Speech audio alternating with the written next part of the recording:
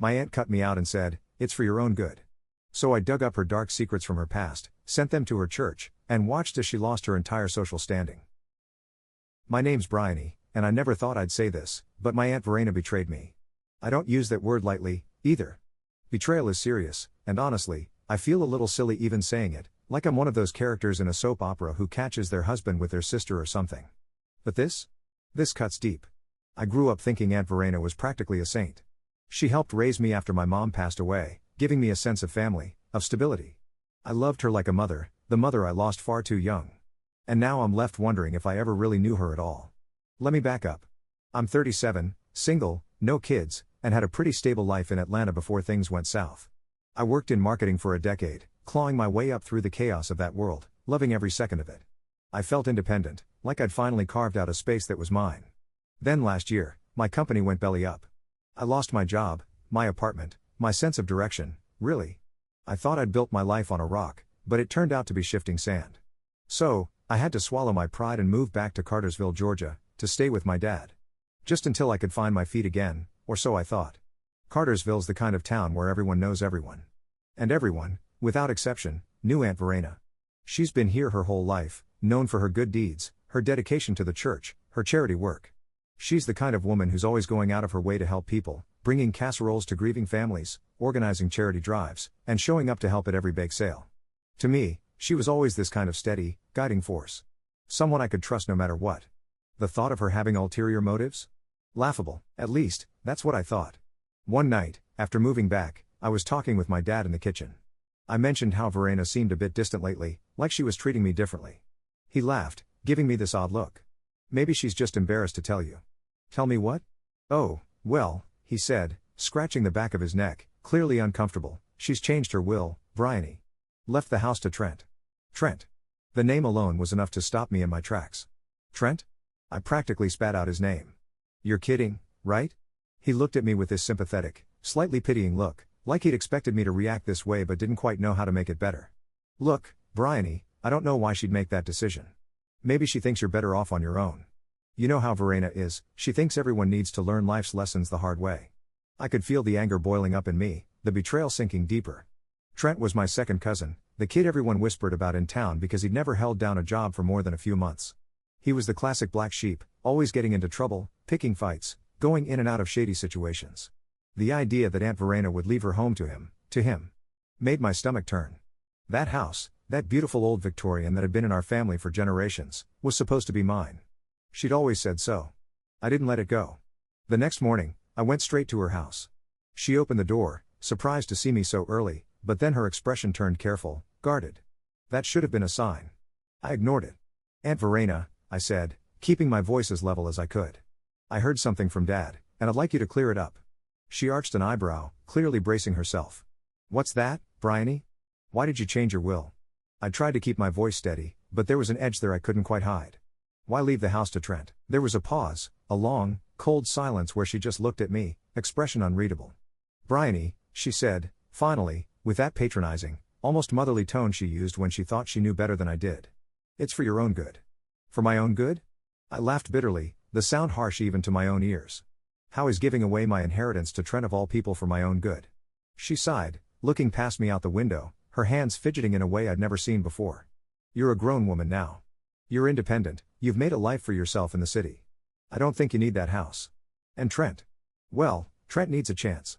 He needs stability." "Stability?" I snapped. "Are you kidding? He's never been stable a day in his life, Verena. He's a mess. And this isn't about what I need or don't need. It's about promises you made to me." She gave me a hard look, one I hadn't seen before. "Life doesn't always go the way we plan, Bryony. Sometimes, we have to make hard choices. I think this is best for everyone involved." I felt like I was in a daze, like the ground had just shifted under my feet. I couldn't believe she was saying this, that she was just tossing me aside like this. All those years I spent looking up to her, trusting her, and now she was telling me I didn't matter? "You know what?" I said, voice trembling. "I think you're hiding something. I don't know what it is, but I'm going to find out." Verena's face froze for a split second, a flicker of something that looked suspiciously like fear, or maybe guilt. But just as quickly, her expression hardened. "Bryony, don't do anything you'll regret. You have no idea what you're talking about." I left her house, fuming, my mind racing. I couldn't let it go. Over the next few weeks, I started digging, talking to people who'd known Verena back in her younger days. I wanted answers, and I was going to get them. One afternoon, I ended up at Mrs. Jenkins' house. She was a sweet old woman who'd known Verena since they were young. She was happy to have company, pouring me cup after cup of tea as she talked about the good old days. When I finally broached the subject of Verena, though, Mrs. Jenkins' expression changed. She gave me a long, considering look, like she was deciding whether or not to trust me. You know, Verena wasn't always so righteous, she said, her voice barely above a whisper. I leaned in, heart pounding. What do you mean? Well, she said, lowering her voice, there was a scandal when we were younger. Verena was involved with a married man, a powerful one, at that. It was the pastor's son, of all people, and he was married at the time. When things got out of hand, Verena had to leave town for a while. She came back different, devoted to the church, to being respectable. But everyone knew. My mouth went dry. This wasn't the Verena I knew. Or thought I knew. Did they have a child? Mrs. Jenkins nodded slowly. Yes. That's the thing that really shook people. There was a baby, but no one knows what happened to it. Rumor has it she gave it up. I felt like I'd been punched in the gut. Aunt Verena, the pillar of virtue, had this dark past no one talked about?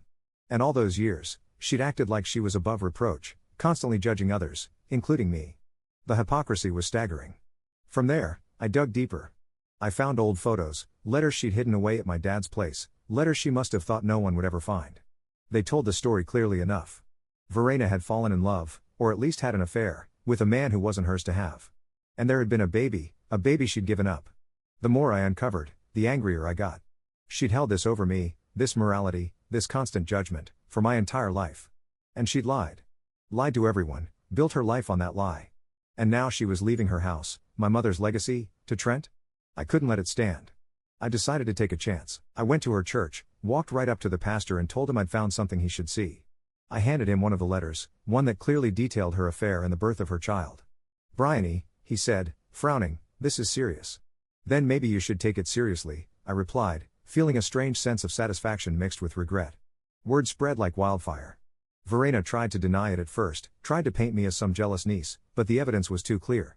Her reputation started to crumble, and I could see it in her eyes whenever I ran into her at the grocery store, or at the bank. The old fire, the arrogance, it was gone. She looked haunted, like a shell of herself. I wish I could say it felt like a victory. But the truth is, seeing her fall didn't feel like anything. In the weeks that followed, word of Verena's past spread like wildfire. Cartersville was a small town, and people had nothing better to do than gossip. I heard everything from whispers in the grocery store to hushed conversations at church. The prim, charitable woman they had all adored was exposed, her reputation crumbling under the weight of her own lies. Verena tried to deny it at first. She'd approach people in the grocery store, force a smile, and pretend everything was normal, as if her life hadn't just imploded. But that only worked for so long. Once her church elders got wind of the full story, every damning detail, they asked her to step down from her duties indefinitely. To them, reputation was everything. And Verena? She was now a scandal. She called me one evening, desperate.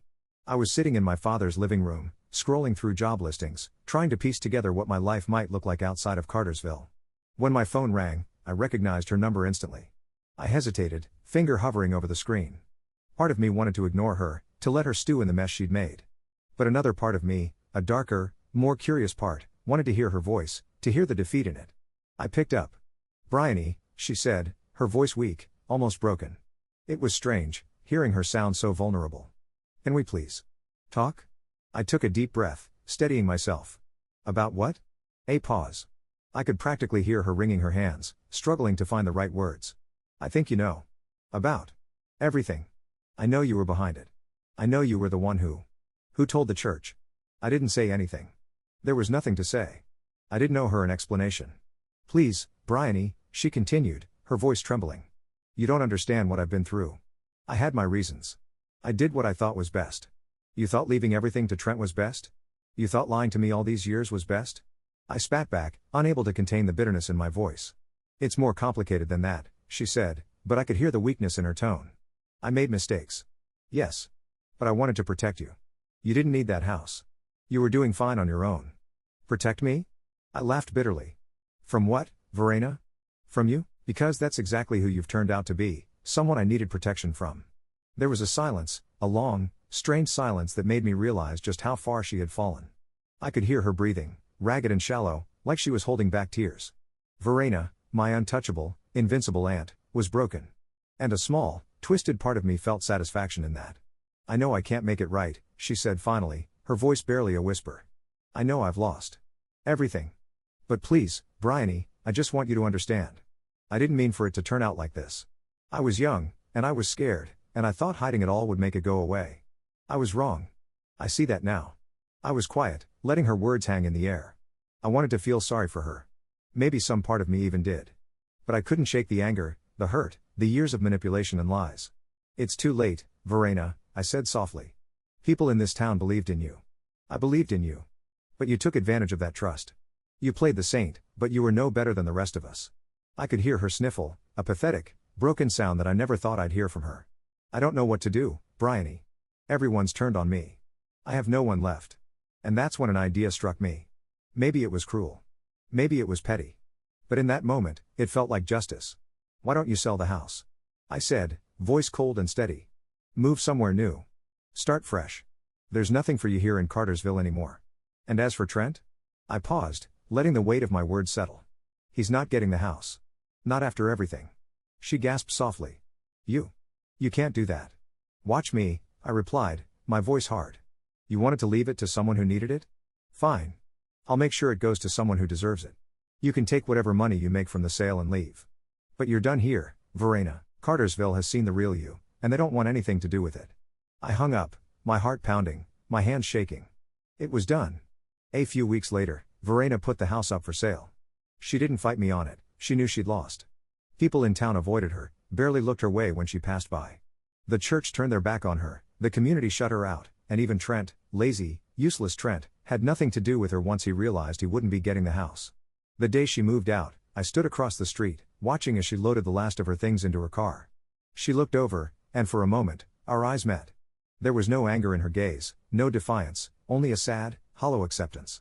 She gave a slight nod, like a silent acknowledgement that this was her punishment, her karma.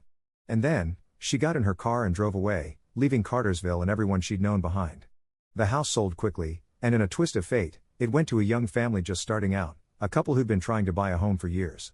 I met them on the day they moved in, feeling a strange sense of closure as I walked them through the house, pointing out little details I remembered from my childhood, the quirks and charms that made it feel like home. The couple was grateful, practically glowing with excitement, and I realized that, in some strange way, I'd done something good. I'd taken what Verena tried to twist and turned it into something real, something that mattered. And me? I got a fresh start too. I stayed in Cartersville for a few more months, saving up and eventually finding a new job in Atlanta. But I'll admit, I never really shook the sense of satisfaction that came from knowing Verena finally had to face the consequences of her actions. I don't know where she ended up. Maybe she found some small town where no one knew her name. Maybe she started over, tried to rebuild her life, but here's the thing about people like Verena, they can only hide for so long. The truth has a funny way of catching up, of finding you, no matter where you run.